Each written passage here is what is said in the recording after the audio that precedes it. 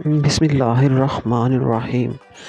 اسماعیل بن جعفر ابو سحر اپنے والد طلحہ بن عبداللہ سے روایت کرتے ہیں کہ ایک عربی رسول اللہ صلی اللہ علیہ وآلہ وسلم کی خدمت میں حاضر ہوا۔ اس کے بال الجھے ہوئے تھے۔ اس نے عرض کیا، یا رسول اللہ صلی اللہ علیہ وآلہ وسلم، ہمیں بتائیں کہ اللہ نے ہم پر کتنی نمازیں فرض کی؟ آپ صلی اللہ علیہ وآلہ وسلم نے فرمایا 5، لیکن اگر تم نوافل پڑھو گے تو اور بات ہے۔ پھر اس نے عرض کیا، یا رسول اللہ، ہمیں بتائیں کہ اللہ نے ہم پر کتنے روزے فرض کیے؟ آپ نے فرمایا کہ ماہ رمضان کے روزے، لیکن اگر تم نوافل رکھو گے تو وہ اور بات ہے۔ پھر اس نے عرض کیا، یا رسول اللہ، ہمیں بتائیں کہ اللہ نے ہم پر کتنی زکوٰۃ فرض کی؟